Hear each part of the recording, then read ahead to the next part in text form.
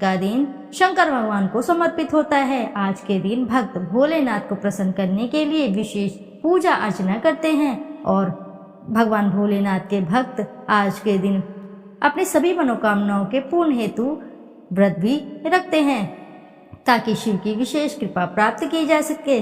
बाबा भोलेनाथ के आशीर्वाद के लिए आप भी सोमवार का व्रत कर रहे हैं और नहीं भी कर रहे हैं तो भगवान शिव जी की व्रत कथा का अवश्य ही रसपान करना चाहिए। तो आइए ध्यान लगाकर रसपान करते हैं पौष मास में सोमवार की पौराणिक एवं प्रचलित कथा। सोमवार के व्रत कथा के अनुसार अमरपुर नगर में एक धनी व्यापारी रहता था। दूर दूर तक उसका व्यापार फैला हुआ था। नगर में उस व्यापारी का सभी लोग मान सम्मान करते थे। इतना सब कुछ होने के बावजूद भी वह व्यापारी अंतर्मन से बहुत ही दुखी था, क्योंकि उस व्यापारी का कोई भी पुत्र नहीं था। इसी चिंता में वह अंदर ही अंदर घुटता रहता था और उसे हमेशा यह चिंता सताती रहती थी। दिन रात उसे एक ही चिंता सताती रहती थी, उसकी मृत्यु के बाद उसके इतने बड़े व्यापार और धन संपत्ति को कौन संभालेगा, सारा भार कौन संभालेगा। पुत्र पाने की इच्छा से वह व्यापारी प्रति सोमवार भगवान शिव की व्रत पूजा किया करता था। संध्या काल को व्यापारी शिव मंदिर में जाकर भगवान शिव के सामने घी का दीपक जलाया करता था। उस व्यापारी की भक्ति को देखकर एक दिन पार्वती ने भगवान शिव से कहा, हे प्राणनाथ, यह व्यापारी आपका सच्चा भक्त है। कितने दिनों से यह सोमवार का व्रत और पूजा नियमित कर रहा है। भगवान आप इस व्यापारी की मनोकामना अवश्य ही पूर्ण करें। यह आपकी जिम्मेदारी है। आपको इसकी मनोकामना शीघ्र ही पूर्ण करनी चाहिए। भगवान शिव ने मुस्कुराते हुए कहा, हे पार्वती, इस संसार में सबको उसके कर्म के अनुसार फल की प्राप्ति होती है। प्राणी जैसा कर्म करते हैं उन्हें वैसा ही फल प्राप्त होता है। इसके बावजूद पार्वती माता नहीं मानी। उन्होंने आग्रह करते हुए कहा, नहीं प्राणनाथ, आपको इस व्यापारी की इच्छा पूरी ही करनी पड़ेगी। यह आपका अनन्य भक्त है। प्रति सोमवार आपका विधिवत व्रत कर रखता है और पूजा अर्चना के बाद आपको भोग लगाकर एक समय भोजन ग्रहण करता है। आपको इसे पुत्र प्राप्ति का वरदान देना ही होगा। पार्वती का इतना आग्रह देखकर भगवान शिव ने कहा, तुम्हारे आग्रह पर मैं इस व्यापारी को पुत्र प्राप्ति का वरदान देता हूँ, लेकिन इसका पुत्र 16 वर्ष से अधिक जीवित नहीं रहेगा। उसी रात भगवान शिव ने स्वप्न में उस व्यापारी को दर्शन देकर उसे पुत्र प्राप्ति का वरदान दिया और उसके पुत्र के 16 वर्ष तक जीवित रहने की बात भी बताई। भगवान के वरदान से व्यापारी को खुशी तो हुई, लेकिन पुत्र की अल्पायु की चिंता ने उस खुशी को नष्ट कर दिया। व्यापारी पहले की तरह सोमवार का विधिवत व्रत करता रहा। कुछ महीने पश्चात उसके घर अति सुंदर पुत्र उत्पन्न हुआ। पुत्र जन्म से व्यापारी के घर में खुशी भर आई। बहुत धूमधाम से पुत्र जन्म का समारोह मनाया गया। व्यापारी को पुत्र जन्म की अधिक खुशी नहीं हुई, क्योंकि उसे पुत्र की अल्प आयु के रहस्य का पता था। यह रहस्य घर में किसी को नहीं मालूम था। विद्वान ब्राह्मणों ने उस पुत्र का नाम अमर रखा था। जब अमर 12 वर्ष का हुआ तो शिक्षा के लिए उसे वाराणसी भेजने का निश्चय हुआ। व्यापारी ने अमर के मामा दीपचंद्र को बुलाया और कहा कि मेरे अमर को शिक्षा प्राप्त करने के लिए वाराणसी छोड़ आओ। अमर अपने मामा के साथ शिक्षा प्राप्त करने के लिए चल दिया। रास्ते में जहाँ भी अमर और दीपचंद रात्रि विश्राम के लिए ठहरते, वहीं यज्ञ और ब्राह्मणों को भोजन कराते थे। लंबी यात्रा के बाद अमर और दीपचंद्र एक नगर में पहुँचे। उस नगर में राजा की कन्या के विवाह की खुशी में पूरे नगर को सजाया गया था। निश्चित समय पर बारात आ गई, लेकिन वर का पिता अपने बेटे के एक आंख से काने होने के कारण बहुत चिंतित था। उसे इस बात का भय सता रहा था कि राजा को इस बात का पता चलने पर कहीं वह विवाह से इनकार न कर दे, इससे उसकी बदनामी होगी। वर के पिता ने अमर को देखा तो उसके मस्तिष्क में एक विचार आया। उसने सोचा, क्यों न इस लड़के को दूल्हा बनाकर राजकुमारी से विवाह करा दूं। विवाह के बाद इसको धन देकर विदा कर दूंगा और राजकुमारी को अपने नगर में ले आऊंगा।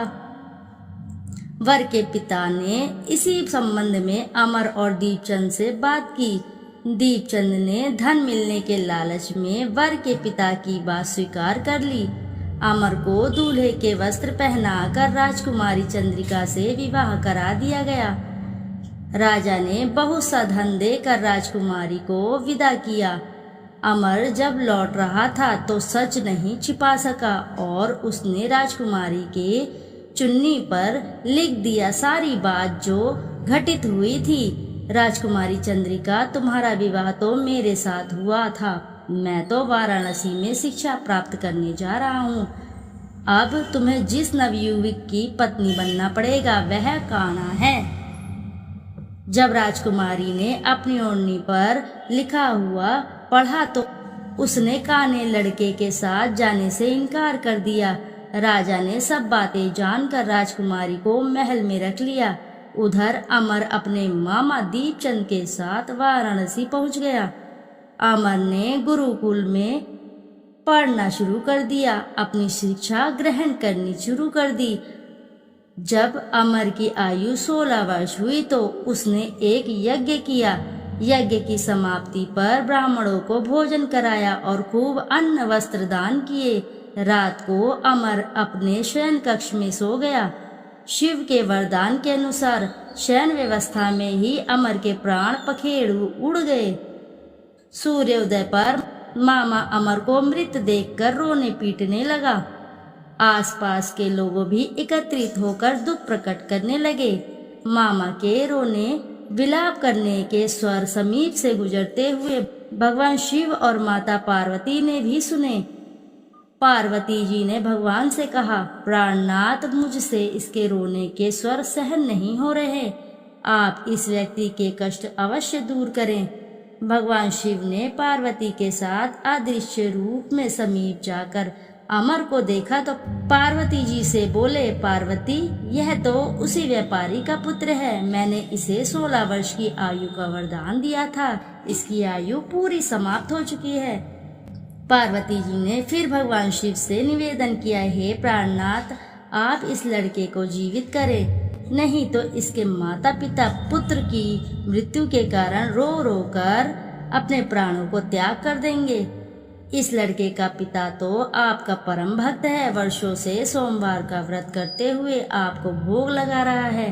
पार्वती के आग्रह पर भगवान शिव ने उस लड़के को जीवित होने का वरदान दिया और कुछ ही पल में वह जीवित होकर बैठ उठा। शिक्षा समाप्त करके अमर मामा के साथ अपने नगर को चल दिया। दोनों चलते चलते हुए उसी नगर में पहुंचे जहां अमर का विवाह हुआ था, उस राजकुमारी के साथ। उस नगर में भी अमर ने यज्ञ का आयोजन किया। समीप से गुजरते हुए नगर के राजा ने यज्ञ का आयोजन देखा।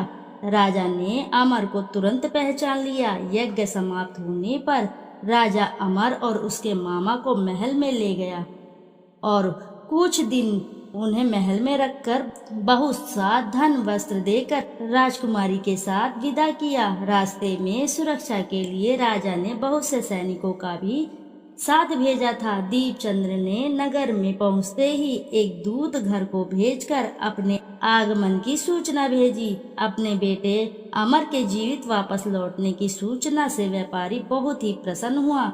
व्यापारी ने अपनी पत्नी के साथ स्वयं को एक कमरे में बंद कर रखा था। भूखे प्यासे रहकर व्यापारी और उसकी पत्नी बेटे की प्रतीक्षा कर रहे थे।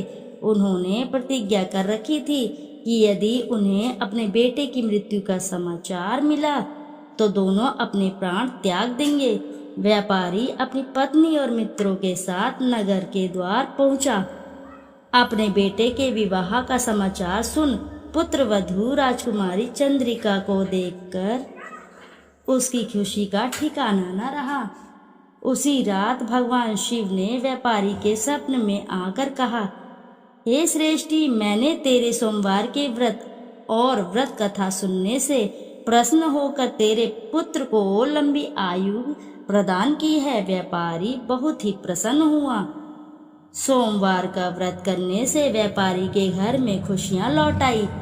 शास्त्रों में लिखा है कि जो स्त्री पुरुष सोमवार का विधिवत व्रत करते हैं और व्रत कथा सुनते हैं, उनकी सभी इच्छाएं शीघ्र ही पूर्ण होती है। भगवान भोलेनाथ की कृपा से उनके सभी मनोरथ शीघ्र ही पूर्ण होते हैं। भगवान भोलेनाथ उसकी सभी इच्छाओं को शीघ्र ही पूर्ण करते हैं। जो भी साधक इस कथा को श्रवण करता है और इसका हुंकारा भी भरता है, तो भी भगवान भोलेनाथ उसके सभी मनोरथ शीघ्र ही पूर्ण करते हैं। आइए अब रसपान करते हैं पवित्र शिव चालीसा। श्री गणेश जी गिरजा सुवन मंगल मूल सुजान, कहत अयोध्या दास तुम देहु अभय वरदान। जय गिरिजापति दीन दयाला, सदा करत संतन प्रतिपाला। भाल चंद्रमा सोहत नीके, कानन कुंडल नागफनी के। अंग गौर शिर गंग बहाए, मुंडमाल तन छार लगाए। वस्त्र खाल बाघंबर सोहे, छवि को देख नाग मुनि मोहे। मैना मातु की है दुलारी, बाम अंग सोहत छवि न्यारी। कर त्रिशूल सोहत छवि भारी, करत सदा शत्रुन क्षयकारी। नंदी गणेश सोहे तन्हा कैसे, सागर मध्य कमल है जैसे। कार्तिक श्याम और गणराऊ, या छवि को कही जात न काऊ। देवी जबहि जाय पुकारा, तबहि दुख प्रभु आप निवारा। किया उपद्रव तारक भारी, देवन सब मिली तुम्हीं जुहारी। तूरत षडानंद आप पठायु, लब निमेष महामारी गरायु। आप जलंधर असुर संहारा, जयश तुम्हारे विदित संहारा। त्रिपुरासुर सन युद्ध मचाई, सबहि कृपा कर लीन बचाई। किया तपहि भागीरथ भारी, पुर प्रतिज्ञा तसु पुरारी। दानिन मम तुम सम कहु नाही, सेवक स्तुति करत सदाही। वेद नाम महिमा तब गाई, अखत अनादि वेद नहीं पाई। प्रगट उदती मंथन में ज्वाला, जरे सुरासुर भय विहाला। कीन दया तम करी सहाई, नीलकंठ तब नाम कहाई। पूजन रामचंद्र जब कीन्हा, जीत के लंक विभीषण दीन्हा। सहस कमल में हो रहे धारी, कीन्हा परीक्षा तब ही पुरारी। एक कमल प्रभु राखेउ जोही, कमल नयन पूजन चम सोही। कठिन भक्ति देख प्रभु शंकर, भय प्रसन्न दिए इच्छित वर। जय जय अनंत अविनाशी, करत कृपा सबके घटवासी। दुष्ट सकल नित मोहि सतावे, ब्रह्मत रहे मोहि चैन न आवे। त्राही त्राही मैं नाथ पुकारू, यही अवसर मोहि आन उबारू। ले त्रिशूल शत्रुन को मारो, संकट से मोहि आन उबारो। माति पिता भ्राता सब कोई, संकट में पूछत ना कोई। स्वामी एक है आस तुम्हारी, आय हरहु अब संकट भारी। धन निर्धन को देत सदाही, जो कोई जांचे वो फल पाही। अस्तुति के ही विधि करो तुम्हारी, क्षमहु नाथ अब चूक हमारी। शंकर हो संकट के नाशन, मंगल कारण विघ्न विनाशन। योगी यति मुनि ध्यान लगावे, नारद शारद शीश नवावे। नमो नमो जय नमो शिवाय, सुर ब्रह्मादि पार न पाए। जो यह पाठ करे मन लाई, ता पार होत शंभु सहाई। ऋनिया जो कोई हो अधिकारी, पाठ करे सो पावनहारी। पुत्रहीन कर इच्छा कोई, निश्चित शिव प्रसाद ते होई, पंडित त्रयोदशी को लावे, ध्यान पूर्वक होम करावे, त्रयोदशी व्रत करे हमेशा, तन नहीं ताके रहे कलेशा, दीप धूप नैवेद्य चढ़ावे, शंकर सम्मुख पाठ सुनावे, जन्म जन्म के पाप नसावे, अंतवास शिवपुर में पावे, कहे अयोध्या आस तुम्हारी, जाने सकल दुख हरहु हमारी। नित नेम कर प्राते ही पाठ करो चालीसा, तुम मेरी मनोकामना पूर्ण करो जगदीसा। मगसर छठी हेमंत ऋतु, संवत 64 जान, अस्तुति चालीसा शिवहि, पूर्ण कीन कल्याण। इति शुभम। बोलो हर हर महादेव की जय, शिव शंकर भोलेनाथ की जय। प्रिय भक्तगणों, यदि आपको वीडियो अच्छी लगी है तो वीडियो जरूर लाइक करें, साथ ही चैनल को सब्सक्राइब करें। एक बार अपनी सच्ची श्रद्धा से कमेंट बॉक्स में जरूर लिख दें, हर हर महादेव, जय भोलेनाथ। भगवान भोलेनाथ का आशीर्वाद आप पर सदा बना रहेगा।